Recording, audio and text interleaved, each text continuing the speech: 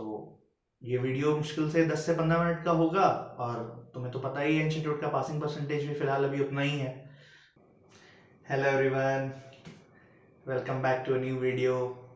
आई know, मुझे मुझे पता है मैं रिजल्ट के बाद गायब था अभी तक, 10-15 दिन हो गए रिजल्ट आए हुए। तो एक्चुअली दिवाली और मैं झारखंड से हूँ तो यहाँ पे छठ भी होता है दिवाली के बाद और मेरी शॉप भी है, तो उसके वजह से मैं थोड़ा बिजी था।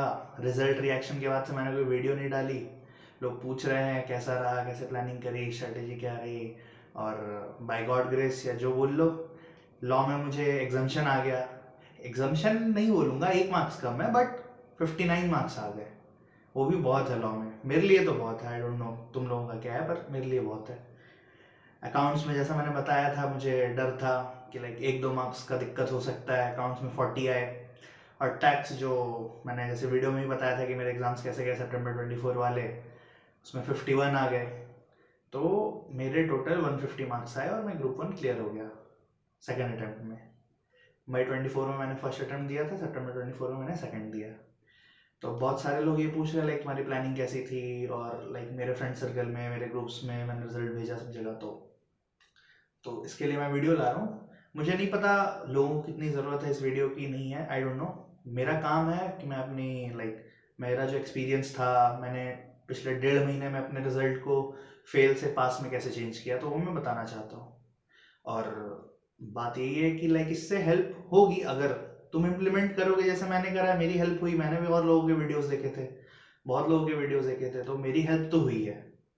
तो ये वीडियो मुश्किल से 10 से 15 मिनट का होगा और तुम्हें तो पता ही है इंस्टीट्यूट का पासिंग परसेंटेज भी फिलहाल अभी उतना ही है। तो मैं रिक्वेस्ट यही करूंगा अपने जो भी मेरे फेलो मेंबर्स हैं, स्टूडेंट्स ही हैं obviously, CA students foundation inter के, कि अगर पास होना है तो मेरी बातें सुनो समझो। बोलने के लिए तो बोल सकता है कोई भी कि फालतू ज्ञान दे रहा है ये वो, तू बॉर्डर पे पास हुआ है, किस्मत से पास हुआ है। आई नो, स्माइल दिख रही है ना, आई नो। रोया हूं मैं मई 24 में, तब जाके अभी स्माइल है। तो मुझे फर्क नहीं पड़ता, लक है किस्मत है। लोगों ने तो कहा, एक फ्रेंड, मैंने मेरे एक फ्रेंड है, उसने रिप्लाई करा मेरे रिजल्ट को देख के, hard work and luck in one picture. मुझे वो बात अच्छी लगी कि हाँ यार, ये तो ये सही है। नॉट 150, हार्ड वर्क और लक दोनों है। तो खैर उस पर नहीं जाते हैं, मैं अब बात करता हूँ जिस जिस पर्पस के लिए मैं ये वीडियो बना रहा हूँ, वो ये है कि मेरी स्ट्रैटेजी क्या रही, मैंने 1.5 महीने में अपने रिजल्ट को कैसे चेंज करा। तो वो मैं बताना चाहता हूँ, सब्जेक्ट वाइज बताऊंगा, और फिर मैं सब्जेक्ट वाइज स्ट्रैटेजी भी लाऊंगा कि अगर जो आप जनवरी 25 में अटेम्प्ट कर रहे हो तुम लोग, जो भी, अब तो नेक्स्ट अटेम्प्ट वही है, और होपफुली मैं भी ग्रुप 2 दूंगा। लेट्स सी क्या होता है, पढ़ाई में कर रहा हूँ, लेट्स सी क्या होता है, उसके बारे में सेपरेट वीडियो में बात करेंगे। तो अभी इस वीडियो में सिर्फ मैं ये बात कर रहा हूँ कि 1.5 महीने में आप कैसे कंप्लीट कर सकते हो, क्योंकि अभी अब एग्जैक्ट 50 डेज ही बचे हैं मेरे अकॉर्डिंग। तो 15 डेज इधर, 30 डेज इधर, 45 10 55 डेज अप्रॉक्स, क्योंकि 11 जनवरी से एग्जाम है। तो मैं अपना एक्सपीरियंस बताता हूँ। मई 24 मैंने एग्जाम दिया था, रिजल्ट 11 जुलाई को आया था, 11th ऑफ जुलाई। तो मेरे पास भी 1.5 महीने ही थे, क्योंकि मैं भी रिजल्ट का वेट कर रहा था, जो मेरी सबसे बड़ी गलती थी, मुझे वेट करना नहीं चाहिए था, क्योंकि मुझे रिजल्ट पता था। मुझे नहीं पता कितने लोग ऐसे हैं कि जिनको लगता है कि एग्जाम देने के बाद पता नहीं होता कि यार रिजल्ट आएगा तो ही पता चलेगा। मैं उन लोगों में से हूँ जिसको एग्जाम देने के बाद पता होता है कि मैंने इतना लिखा है, खुद से चेक करके मार्क्स वो करके मैं जान जाता हूँ कि हाँ, अगर पासिंग के चांसेस है तो थोड़ी होप रखता हूँ। जैसे सितंबर 24 में मुझे होप थी, मैंने अपने वीडियो में भी बताया है, होप था मुझे, तो मैं हो गया पास। तो अब मेन टॉपिक पे आते हैं कि 1.5 महीने में मई 24 के लिए, सीए इंटर के लिए कैसे प्रिपेयर कर सकते हैं, ग्रुप 1 के लिए स्पेसिफिकली। ठीक है, तो सबसे पहले है अकाउंट्स। अब यार देखो, अकाउंट्स की दिक्कत ये है ना कि वो सिलेबस जो 2 सब्जेक्ट मर्ज हो गए हैं, अकाउंट्स और अकाउंट्स, वो बहुत ज्यादा हो गया है। टैक्स और अकाउंट्स सब इक्वल है मेरे अकॉर्डिंग। तो मैंने कैसे टैकल करा अकाउंट्स को, मुझे .40 आए हैं उसमें, और आने चाहिए थे, पर मेरा पेपर लेंदी था मेरे टर्म में, आई डोंट नो कितनों का लगा या नहीं। तो मेरा पेपर आते हुए मेरे 15 से 20 मार्क्स मेरे रह गए, मैं लिख ही नहीं पाया पेपर। अकाउंट्स में सबसे बड़ी प्रॉब्लम ये है कि तुम्हारे पास, सबसे पहले टिप मैं जो देना चाहता हूँ, तुम्हारे पास राइटिंग स्पीड होनी चाहिए, राइटिंग प्रैक्टिस होनी चाहिए क्वेश्चंस की। अकाउंट्स तुम अगर बना रहे हो कोई भी क्वेश्चन किसी भी चैप्टर का, नो मैटर व्हाट, तुम्हें वो स्पीड आनी चाहिए कि तुम एक टाइम सेट करो कि हाँ, इस स्पीड में मेरा ये क्वेश्चन होना चाहिए, नहीं आता आगे बढ़ो, वरना तुम्हें आते हुए क्वेश्चन छूट जाएंगे जैसे मेरे साथ हुआ। तो अकाउंट्स की स्ट्रेटेजी में ये बताऊंगा सबसे पहले कि देखो अकाउंटिंग स्टैंडर्ड्स अलग हो गए पूरे, और बड़े बड़े चैप्टर्स अलग हो गए। तो मैं किसी को भी सबसे पहले अगर सजेस्ट करूँ, अगर तुम इंस्टीट्यूट का मॉड्यूल फॉलो करते हो या किसी भी टीचर का मॉड्यूल फॉलो करते हो, तो तुम चैप्टर्स मार्क कर लो जो मैं बता रहा हूँ। सबसे पहले इंस्टीट्यूट के मॉड्यूल के हिसाब से मॉड्यूल नंबर 3 करो। लाइक मॉड्यूल नंबर 3 बेसिकली क्या है कि बड़े बड़े मेन चैप्टर्स हैं उसमें। उसमें भी मैं अगर तुम्हें सीक्वेंस बताऊं तो सबसे पहले फाइनेंशियल स्टेटमेंट्स करो। सबसे पहले अकाउंट्स में पहला chapter financial statement of company schedule 3, उसके बाद बायबैक, उसके बाद इंटरनल रिकंस्ट्रक्शन, ये 3 हो गए। उसके बाद थोड़ा ब्रेक लो, एएस पे जाओ, लाइक बोरोइंग कॉस्ट, ठीक है, लीजेस, और प्रैक्टिकल में एएस 10 हो गया, पीपीई, एएस 2 वैल्यूएशन, ये 4 एएस कर लो। फिर आओ चैप्टर्स के पास। बड़े चैप्टर्स में अब क्या बचे तुम्हारे पास? सबसे पहले तुम्हें उठाना चाहिए अमेलगमेशन। आई नो बड़ा है बट इंपॉर्टेंट है। लाइक तुम 2-3 दफा क्वेश्चन सॉल्व कर लोगे तो तुम्हें पैटर्न समझ में आ जाएगा। ऐसा भी नहीं कि तुम्हारा पूरा एडजस्टमेंट ही गलत हो जाए। 5 में से 3 एडजस्टमेंट तुम कर सकते हो अमेलगमेशन में। अमेलगमेशन एक बड़ा टॉपिक हो गया। उसके बाद फिर कुछ एएस उठा लो, मैं बताऊंगा, मैं सब्जेक्ट वाइज एग्जैक्ट वीडियोस लाऊंगा सब्जेक्ट वाइज, उसमें बता दूंगा। उसके बाद तुम्हें करना चाहिए कंसोलिडेशन, उसके बाद ब्रांच। तो लाइक मॉड्यूल 3 तुम्हें सबसे पहले करना चाहिए अकॉर्डिंग टू मी। मैंने भी यही फॉलो किया, मैं भी यही बताऊंगा, मोस्टली टीचर्स भी तुम्हें यही बताएंगे, बाकी तुम्हारी मर्जी। तो अकाउंट्स कैसे हो गया। अब आते हैं लॉ पे। देखो लॉ में मुझे 59 आए हैं, ठीक है, और इससे मई 24 वाले अटेम्प्ट में 39 आए थे। तो 39 को 59 तक ले जाने में मैंने बहुत मेहनत करी है। और बात ऐसी भी नहीं है कि लाइक कुछ भी मतलब नहीं करा मैंने, मेरी गलतियां थी। 1.5 महीने में मैंने प्रिपेयर करा लॉ का, क्योंकि लॉ में मुझे इंटरेस्ट था। थ्योरी सब्जेक्ट मुझे अच्छी लगती है, बहुतों को बोरिंग लगती है, नींद आती है, पर देखो यार नींद सबको आती है थ्योरी सब्जेक्ट पढ़ते टाइम, बट वो इंटरेस्ट की बात होती है। मुझे इंटरेस्ट था लॉ में। और मई 24 में मैंने ये गलती कर दी कि मैंने क्वेश्चन प्रैक्टिस ही नहीं करा कि लॉ लिखते कैसे हैं। लाइक मैंने पढ़ लिया और डायरेक्ट मैंने सिर्फ एग्जाम में लिखा जाके। तो मैंने कॉपीज भी मंगाई थी अपनी, तो है वैसा। तो अब 59 मार्क्स मेरे लॉ में आए हैं। तो लॉ मैंने 1.5 महीना में ऐसा क्या चेंज करा। देखो कॉन्सेप्ट्स मुझे आते थे, लॉ पढ़ सब लेते हैं, रिटेन भी कर लेंगे, याद कर लोगे। मैं चैप्टर वाइज बता दूंगा लॉ में, क्योंकि लॉ में ना एबीसी एनालिसिस नहीं बन सकती। क्योंकि अब जो न्यू सिलेबस में इंस्टीट्यूट पूछ रहा है, मैंने मई 24 के भी क्वेश्चन पे एग्जाम दिया, सितंबर में दिया, तो एक चीज तो क्लियर है कि एबीसी एनालिसिस काम नहीं आने वाली कि ये चैप्टर इंपॉर्टेंट है ये चैप्टर नहीं। हाँ एक मतलब तुम बता सकते हो कि क्वेश्चंस के लेवल पे पास्ट ईयर के कि हाँ ये चैप्टर्स से ज्यादा क्वेश्चन पूछ रहा है इंस्टीट्यूट डीप जाके। मेरे अटेम्प्ट में क्या हुआ, चार्जेस से उन्होंने 10 या 14 मार्क्स से क्वेश्चन पूछे। चार्जेस चैप्टर से, छोटा सा चैप्टर, डिपॉजिट एंड चार्जेस, ये दोनों चैप्टर मिला के 14 मार्क्स का। और मैनेजमेंट में से पूछा उन्होंने बस 7 मार्क्स का। मैनेजमेंट ऑल्दो बहुत बड़ा चैप्टर है बट ठीक है, इसलिए मैं कह रहा हूँ डीप क्वेश्चन पूछ रहे हैं। एमसीक्यू में तुम्हें डीप नॉलेज चाहिए। अगर तुम्हें लॉ में लाइक कॉन्सेप्ट का तुम्हें डीप नॉलेज नहीं है तो तुम एमसीक्यू बना ही नहीं पाओगे। डेट्स के हो जाएंगे तुम्हें, इंटरेस्ट कैलकुलेशन के, और छोटे छोटे चैप्टर जिसको लोग सब छोड़ के जाता है, डिपॉजिट चार्जेस, यही मेन चैप्टर्स हैं, उनको पहले करना चाहिए। तो अगर इसमें सीक्वेंस पूछोगे तो मैं तो बोलूंगा अगर मॉड्यूल के हिसाब से लॉ करना चाहिए तो तुम्हें थर्ड पार्ट पहले करना चाहिए। Like law, company law 3 part में डिवाइडेड है, पार्ट 1, पार्ट 2, पार्ट 3। तो तुम्हें पार्ट 3 पहले करना चाहिए, उसके बाद पार्ट 2 करो, उसके बाद पार्ट 1 करो। मैंने ऐसा करा था। और अदर लॉ भूल कर भी छोड़ कर मत जाना। अगर तुम्हें लॉ में पास होना है ना, मैं सच बता रहा हूँ, एलएलपी और फेमा रट लो बाय हार्ट। तुम्हें कुछ भी करना पड़े, नोट्स बनाने पड़े, शॉर्ट फॉर्म में कुछ भी, किसी के भी वीडियोस देखो, मैं वो भी बताऊंगा सब्जेक्ट वाइज वीडियोस में कि मैंने कहाँ कहाँ से प्रिपेयर करा, तुम्हें किनके देखनी चाहिए, क्या तुम्हारे लिए हेल्पफुल हो सकता है। लाऊंगा मैं वीडियो जल्दी उसकी भी।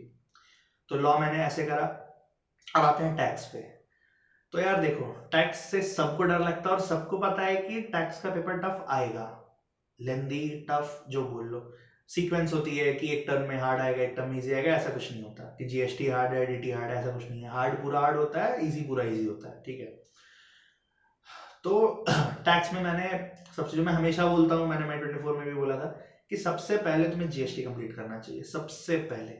क्योंकि यार देखो डीटी और जीएसटी में तुम कंपैरिजन करोगे ना तो बहुत बहुत बड़ा फर्क है। लाइक जीएसटी में मैं तो बोलता हूँ जीएसटी 25 से 30% थ्योरी है मेरे अकॉर्डिंग। तो अगर तुम समझ गए तो थ्योरी है। जैसे मैंने बोला मुझे थ्योरी में इंटरेस्ट रहता है तो वो मुझे याद रहता है, बस समझने की बात होती है। एग्जाम्पशंस वाले चैप्टर हो गए, तुम्हें रटना होगा। आरसीएम वाले चैप्टर में तुम्हें रटना होगा। आई नो रटना पड़ेगा, बट यार डीटी में पास अगर तुम्हें होना है तो तुम्हें स्ट्रेटेजी बनानी पड़ेगी।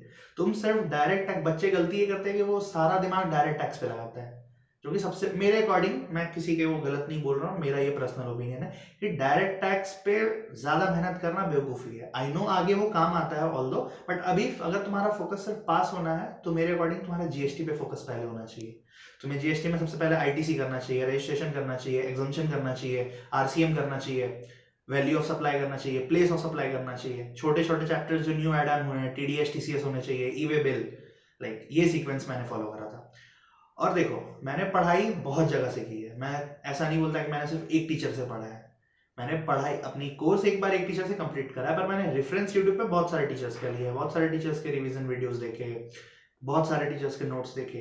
आई नो खिचड़ी बनती है, बट तुम्हें पता होना चाहिए ना कि तुम्हें किसका रेफरेंस समझ आ रहा है, फिर उससे स्टिक करना चाहिए ताकि तुम उसमें मार्किंग कर सको। मैंने नोट्स प्रिंट करा के रखे हैं, मैं दिखाऊंगा, मैं वीडियोस में दिखाऊंगा मैंने क्या क्या करा था अपने टाइम के लिए। तो 1.5 महीने में सबसे बेस्ट स्ट्रेटेजी मैंने यही करी कि मैंने सारे सब्जेक्ट, मुझे कॉन्सेप्ट पता था, मुझे पता था मेरी गलती कहाँ है, मैंने उन गलतियों को सुधारा। सबसे बड़ी गलती, मैंने रिटन प्रैक्टिस नहीं करी किसी भी सब्जेक्ट में। जो तुम लोग भी अगर गलती कर रहे हो कि यार लास्ट के एक हफ्ते में कर लेंगे, तो मैं रिक्वेस्ट कर रहा हूँ मत करो ये गलती। तुम्हें अटेम्प्ट लगेगा ही लगेगा, अगर तुम्हें रिटन प्रैक्टिस नहीं करोगे तुम आते हुए भी क्वेश्चन अटेम्प्ट नहीं कर पाओगे यार। बात इतनी सी है, तुमने पढ़ा सब है और फिर वो रिग्रेट ज्यादा होता है। क्वेश्चन ना आने का रिग्रेट और आते हुए छूट जाने का रिग्रेट बहुत ज्यादा है, बहुत डिफरेंस है दोनों में। मुझे हुआ है, मुझे पता है, तो मैं अपना एक्सपीरियंस बता रहा हूँ। तो मैं यही बोलूंगा, रिटन प्रैक्टिस अभी भी 1.5 महीने है, तुम जिस चैप्टर को भी रिवाइज कर रहे हो उसके 2-3 क्वेश्चन हाथ से लिख करके देखो ही देखो। सच बता रहा हूँ, मैंने गलती करी थी, मैंने गलती से सीखा, मैं बता रहा हूँ ये चीज, ठीक है। रिटन प्रैक्टिस करो, लॉ में रिटन प्रैक्टिस करो, एक चैप्टर रिवाइज करो, उसके क्वेश्चंस मैट के कर लो, या तुम्हें जहां से भी जोड़ सही लगे मैथ से कर लो, रिवीजन वीडियो से करो, लिख कर प्रैक्टिस करो। और लिखो ऐसा सजेस्टेड आंसर्स देख के कि लाइक इंस्टीट्यूट क्या पॉइंट्स यूज कर रहा है लॉ में। लाइक आंसर तो तुम्हें पता है कि हाँ यार कोरम में, प्राइवेट कंपनी में इतना कोरम होना चाहिए, पब्लिक में इतना होना चाहिए, ये लिमिट है। पर वो फ्रेमिंग, लाइक वो लिखना कैसे है, आंसर का शुरुआत कैसे करना है, क्योंकि यार तुम जब अगर डायरेक्ट एग्जाम में जाके बैठोगे ना लॉ लिखने, तुम ब्लैंक हो जाओगे। तुम्हें लाइक लगेगा कि मैंने पहले ये पॉइंट लिखूं। मेरे साथ तो होता है कि अगर मैं प्रैक्टिस नहीं करता हूँ तो मैं सारे पॉइंट्स को मिक्स कर देता हूँ, और मुझे लगता है मैं पहले ये वाला पॉइंट लिखूं या दूसरा वाला पॉइंट लिखूं, मेंबर्स इतने थे ये लिखूं, या फिर इसकी पेनल्टी ये थी ये लिखूं। मतलब मेरे साथ तो ऐसा होता है। तो ये सीन था। तो अब 1.5 महीने में अगर मैं सम अप करूं अब वीडियो को, वीडियो ज्यादा लंबी ना हो जाए इसलिए, तो 1.5 महीने में मैं ये इतना ही बोलूंगा कि हमारा 55 डेज है। सबसे पहले अगर कोर्स कंप्लीट नहीं है तो कोर्स कंप्लीट कर लो, जैसे भी तुम्हें करना है। उसके बाद रिवीजन चालू करो, और मिनिमम 2 रिवीजन तो करने ही करने हैं, सारे सब्जेक्ट्स के, सारे टॉपिक के लिख कर। स्ट्रैटेजी मैं बताऊंगा अगली वीडियो में सब्जेक्ट वाइज। तो ये था मेरा, इस तरीके से मैंने पास करा अपने 1.5 महीने में ग्रुप 1 को। और या अब मैं ग्रुप 2 के लिए प्रिपेयर कर रहा हूँ जनवरी के लिए। होप सो, देखते हैं क्या होता है। पढ़ाई तो मैं कर रहा हूँ, मेरे पास दिन कम है, रिवीजन के लिए मेरे पास टाइम नहीं है, मेरी क्लासेस ये भी चल रही है, और वो दिसंबर एंड तक मुझे लगता है क्लासेस ही चलती रहेंगी। लेट्स सी क्या होता है, मैं अभी उसके बारे में ज्यादा डिस्कस नहीं करता। जो जैसा होगा मैं अपडेट कर दूंगा यूट्यूब पे। और अगर किसी को भी भाई, किसी को भी मेरी वीडियो से अगर थोड़ा भी हेल्प होता है तो मुझे अच्छा लगेगा। लोग कुछ भी बोले कि ज्ञान वगैरह, मुझे फर्क नहीं पड़ता यार। मैं कंटेंट बना रहा हूँ 1 साल से, मैं बनाऊंगा। अगर एक बंदे की भी हेल्प होती है तो उससे मैं खुश हूँ, बहुत खुश हूँ मैं। मुझे कुछ नहीं चाहिए रिटर्न में। आप लोग का अगर तुम लोग कुछ भी डाउट है यार, कुछ भी ग्रुप 1 से रिलेटेड कुछ भी डाउट है, कुछ भी नहीं समझ आ रहा, अगर मैं हेल्प कर सकता हूँ, आई प्रॉमिस मैं जरूर करूंगा। आप कमेंट करो, मेरा इंस्टाग्राम का लिंक दिया हुआ है मेरा यूट्यूब पे, आप वहां से मेरे को फॉलो कर सकते हो, मेरे को डीएम कर सकते हो, जो करना आप कर सकते हो। मैं पूरी कोशिश करूंगा हेल्प करने की, गाइड करने की, जो मैं कर सकता हूँ मेरे नॉलेज के हिसाब से बेस्ट ग्रुप 1 के लिए। सो यार अब वीडियो को एंड करते हैं। अगर मैं फिर वही बात बोलूंगा कि भाई रिटन प्रैक्टिस करो, रिटन प्रैक्टिस करो। जो चैप्टर नहीं हो रहे छोड़ो, रिटन प्रैक्टिस करो। Time management is the key. अगर 100 नंबर का पेपर तुम लिख आएंगे ना भाई, लिख लोगे अगर 100 नंबर का पेपर, तो चांसेस बहुत बढ़ जाएंगे।